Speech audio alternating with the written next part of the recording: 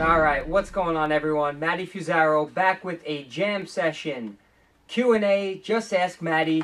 Got the questions for you right here, got the answers right here. Let's get started. The first question comes from Amy Blair. She asks, are you going to eventually have t-shirts for sale? That is something I was actually going to make a video about shortly. I was waiting for school to end, and I will be putting out a video to get some feedback to see if people are interested in that. I do plan on making them, but again, you know, if people aren't interested, there's really no point in doing so.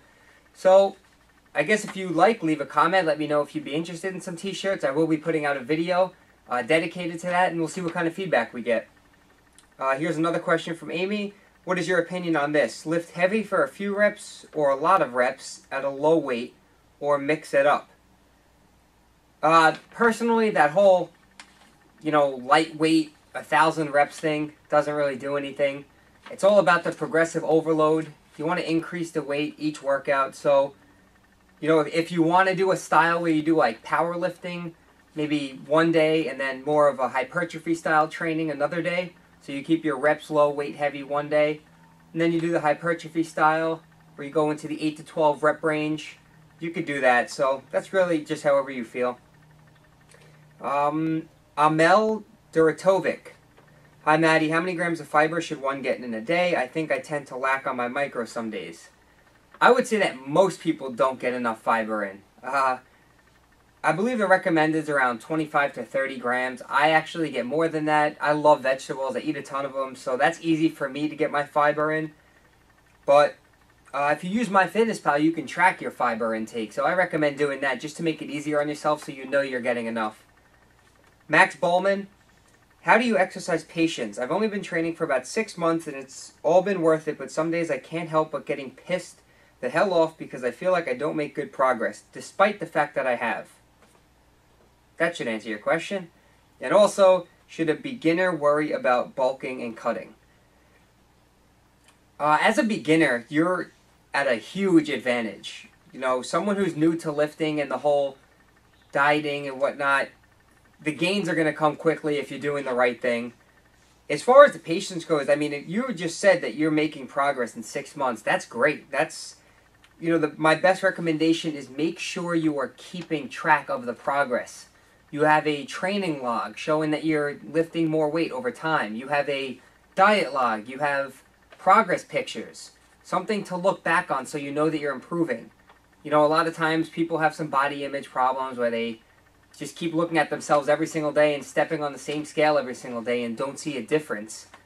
Mainly because it's all in your head. So, take those pictures, have something to look back on and realize that you are making progress. It's just all mental. So I really wouldn't worry about that. Just, again, be patient. Keep making the progress you're making and don't worry about it. I'm sure you're doing just fine, man. John Hart, what are the percentages you use for your macros on MyFitnessPal for custom goals? Personally, I'm not a big fan of percentages. It just makes everything too definitive. I use MyFitnessPal more as a guide. I don't follow the numbers exactly because you can't customize it too much. I believe it only goes by percentages of 5. So you can do 20, 25, 30. And that leaves, room for not being 100% exact. So I don't really go by a set number. I go, I'll be doing a video on macros, but I go, the 1 gram of protein per pound of body weight. And then depending on whether you're cutting or bulking, you adjust the macros as necessary. So if you have a specific question, feel free to message me, and I can help you set up the macros for you. Zach Linick, what is your opinion on straight sets, 3 sets of 5 reps, I believe you're saying, versus pyramid sets, 5-3-1 style training? I've never tried a pyramid-type program. A couple of my buddies, I'm sure you know, Matt Ogus and a few of the other guys are on the 5-3-1 Jim Wendler program. Have been loving it, have been seeing great results from it. Pyramid sets. A lot of people think of a pyramid set like this. You do 12 reps with a certain weight. You increase the weight and you do 8 reps. You increase the weight and you do 6 reps. The problem with that is a lot of people tend to go to failure and they end up sometimes not even hitting the amount of reps that they wanted to hit in the first place. And just not, I don't know. I personally kind of like keeping it in that 8 to 12 rep range, depending on what the exercise is. And sometimes I'll even do the reverse pyramid. I'll actually start heavier and work my way lighter, if you get what I'm saying. But yeah, whatever you like, man. As long as you're getting stronger each workout, keep at it. Chris Wambold asks a few questions. What's your favorite ab exercise? I don't do too much direct ab work. I have a video on ab workouts I could throw in the description or on the screen. But I like, if you've heard of like dragon flags, or even on a decline bench doing leg lifts or something like that, or hanging leg lifts. Those are excellent if you have the right form for them. And rope pull downs, actually, when you have the rope behind your head and you're just pulling down like that with a heavy weight stack. I think those are great exercises for the abs. He also asks anxiety issues, in example, gym anxiety. I think we spoke about this a little bit. I feel like that might be more, maybe like a personal issue. So if you want to message me, we could talk about that. And lastly, Chris asks, how to really deal with having a sweets problem. I personally am not a huge fan of like sweet foods and desserts and stuff like that. How to deal with it?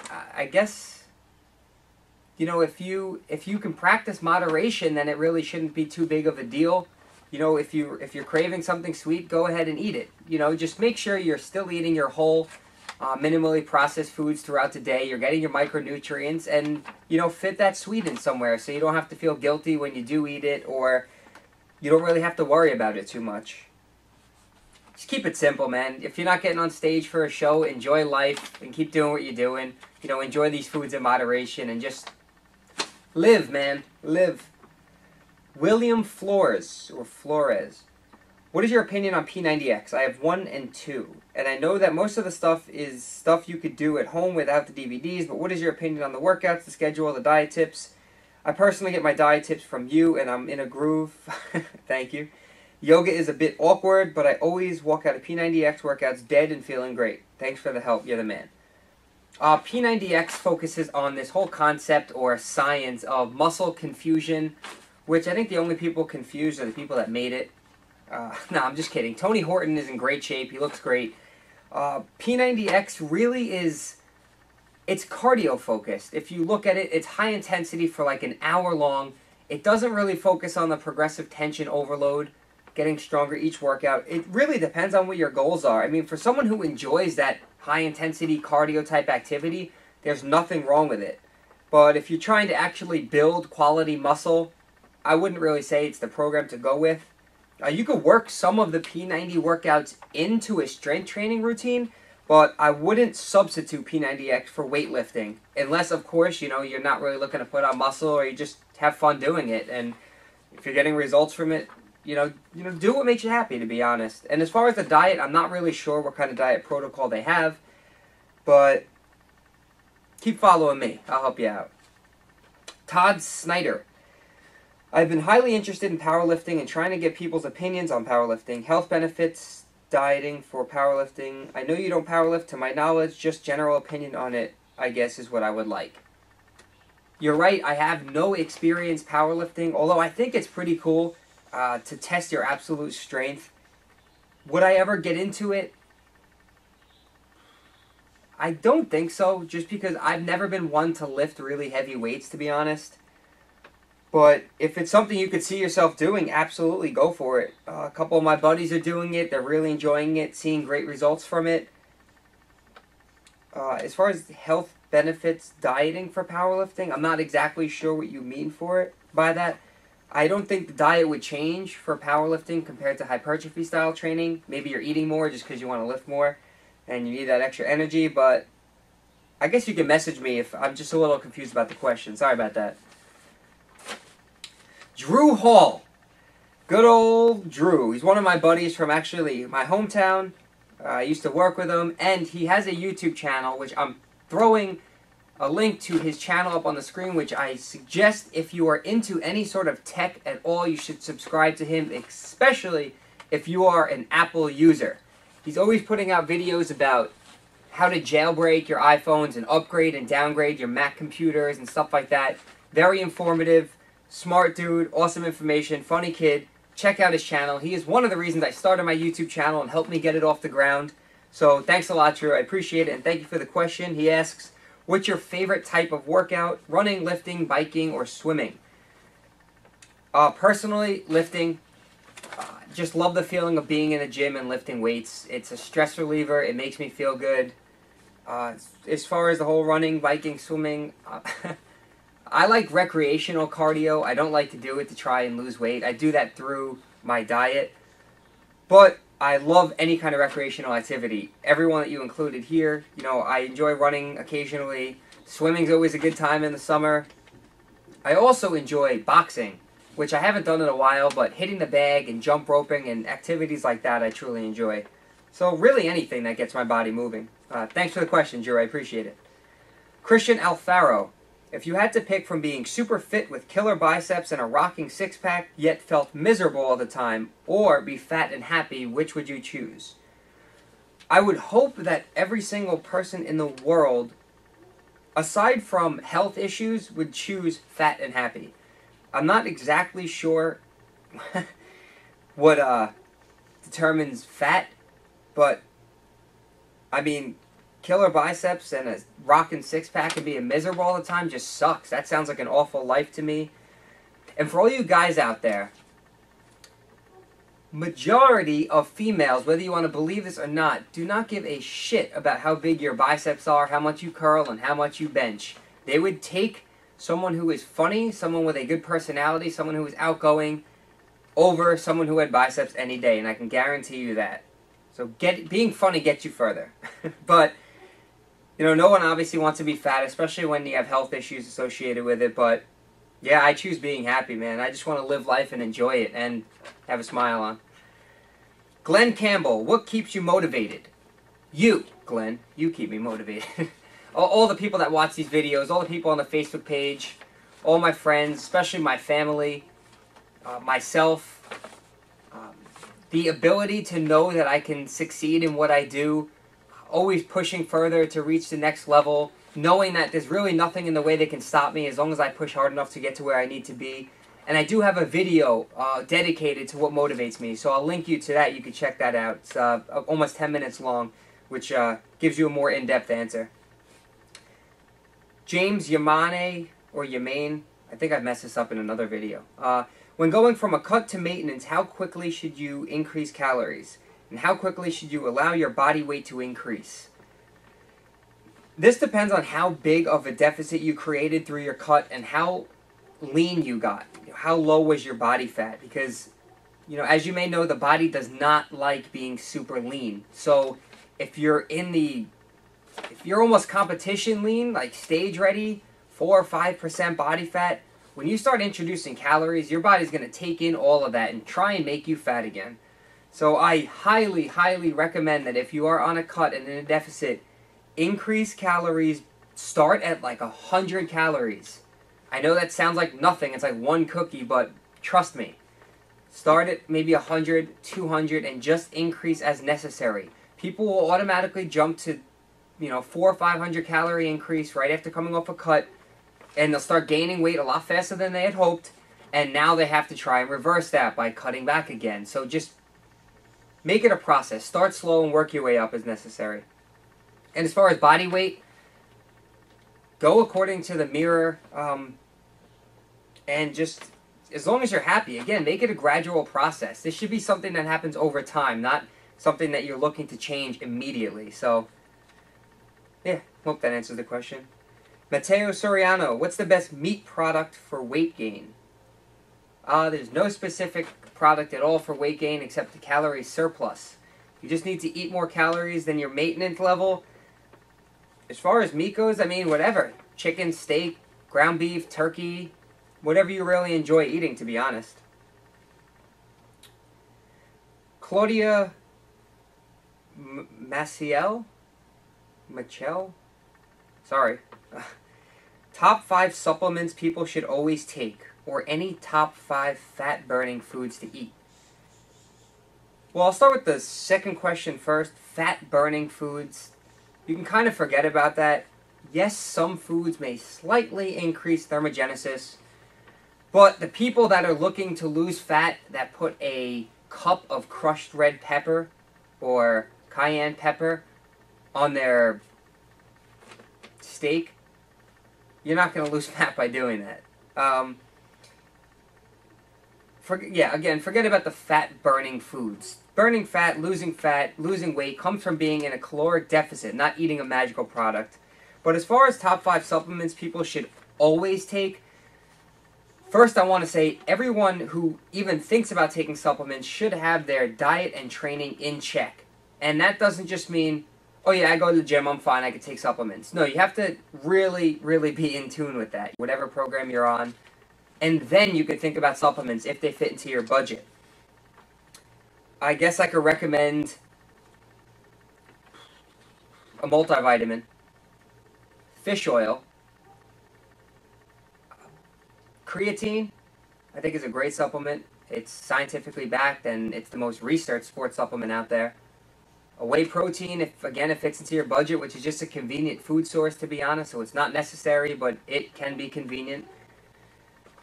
And a lot of people are actually, believe it or not, deficient in vitamin D and calcium. So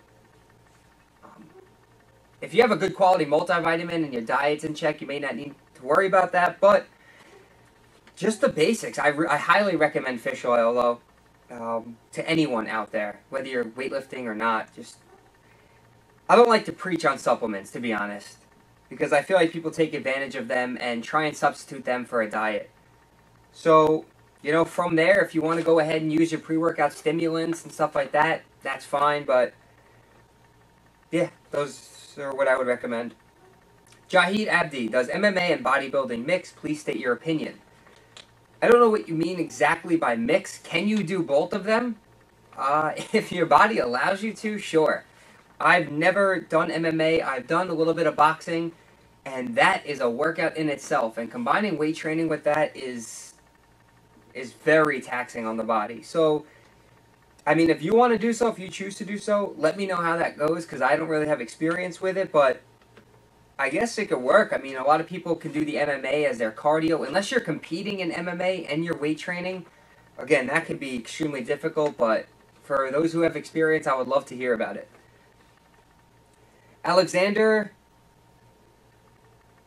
Gerasimovic. What's your view on ice baths and contrast showers for fat loss and muscle recovery? I have no experience with ice baths because I hate being cold like that. But I feel like if you're just going to the gym, doing your regular weight training schedule and nothing too intense, I don't think there's really a need to submerge your body in ice. And contrast showers, again, I have no desire to turn the shower on hot and then cold and keep doing that. I believe it's usually every 3 minutes for 10 to 15 minutes. I just like a nice hot shower and relax like that. Occasionally, I will ice a muscle for 10-15 minutes after lifting. But as far as submerging my entire body in ice, I can't see myself doing that.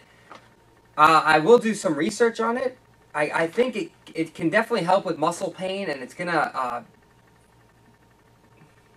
I don't think it's gonna really help with muscle tissue repair, but I could be wrong. Their recovery and restoration methods, the contrast showers is gonna be going from vasodilation to vasoconstriction. I don't know what the benefits are gonna be from it, to be 100% honest. So, sorry I can't really answer that question in depth, but I'd love to know about it. I'll do some research on it and learn a little bit more. And last question, Kevin Magia, what is or are your favorite sneakers? I would assume you're talking about gym sneakers or weight training sneakers. I just wear, I got a pair of Nikes on, Flywire, Lunar, something, I don't know. Nothing specific really. If I'm squatting or deadlifting, I usually do it barefoot, but I would love to get all of your opinions on this because I am looking into buying those Vibram 5-finger sneakers. They actually seem really cool. I have no experience with them, so if you have a pair or you know someone that has a pair and they love them or they have feedback, let me know in the comment section below. I'd love to hear about it. And I'm also thinking about picking up just a pair of those Converse Chuck Taylors to lift in. They look cool, and they're flat-soled, which I like as well. So that's the Q&A. Thanks for watching. I truly appreciate the support. I hope you're enjoying these Q&A series, the J.A.M, Just Ask Matty.